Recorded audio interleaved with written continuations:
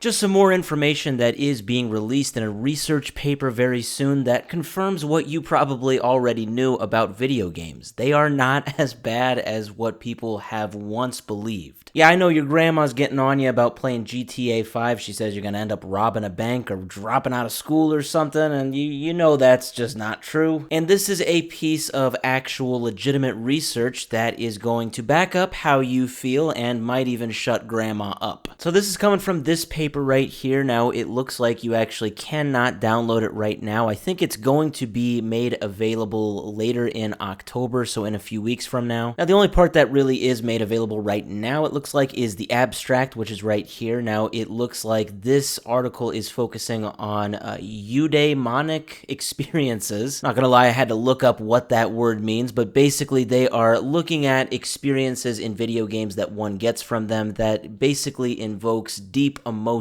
Yeah, it ain't just your caffeine-fueled dopamine that you get from playing Warzone Rebirth 9 hours a day. Specifically, this is looking at the video games that actually make us feel things. And, well, surprise, surprise, it found out some pretty good things, some pretty positive experiences that one can get from these kinds of experiences. So anyway, here are the authors right here. There's 5 of them. Now, that very first one, Nisha Devazia, they were actually just interviewed in a Q&A by a website called Medical Express. Now, this Q&A was just released today, even though the article, it sounds like, isn't going to be released until about 2 or 3 weeks from now. How video games can lead people to more meaningful lives. And the answer is probably kind of obvious, again, considering what I said about those video games that invoke deep, emotional reactions. Now, essentially, when we look into this Q&A, the main highlight is that there were 3 conclusions that Nisha says came from all of this research. The first is just simply that there were positive impacts on one's physical and mental health when they played video games during stressful times. That one is probably obvious, and we can all probably think of stressful times in our lives that we have used video games or really any kinds of entertainment as a sort of outlet, a world to get lost in, and it helped. The second conclusion is that people usually got some insight from these story-based games. It kind of helps put things in perspective into their own lives and kind of the reactions of the characters in the video games themselves and in their world. It can lead to some really good insight on real life things, real life conclusions that you might come to. I mean, people even talk, like, not in this article, but just in general, I've heard people talk about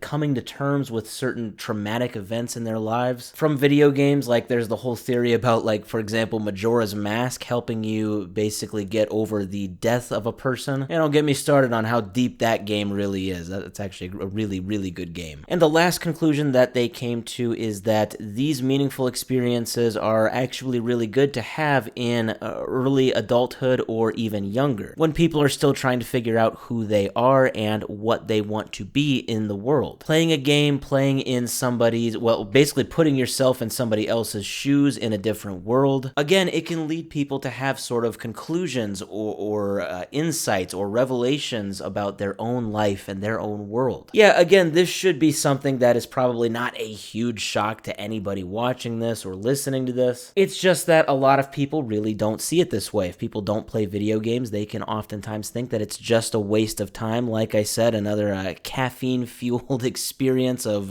raging at the TV screen, playing your Warzone or your Fortnite. A lot of people just correlate it to something like that, when really it can be much deeper. So yeah, really cool research. It does sound like this research and its findings are going to be presented in a symposium, which is basically like a business conference, a couple weeks from now in Pittsburgh, so that's pretty cool. And maybe after that, the presentation and or at least the article itself will go live. But overall, yeah, these deep experiences that we get from immersing ourselves into these really complicated and cool worlds in video games, what a surprise. It turns out that it's actually very good for somebody to do that, very similar to a good book or a good movie.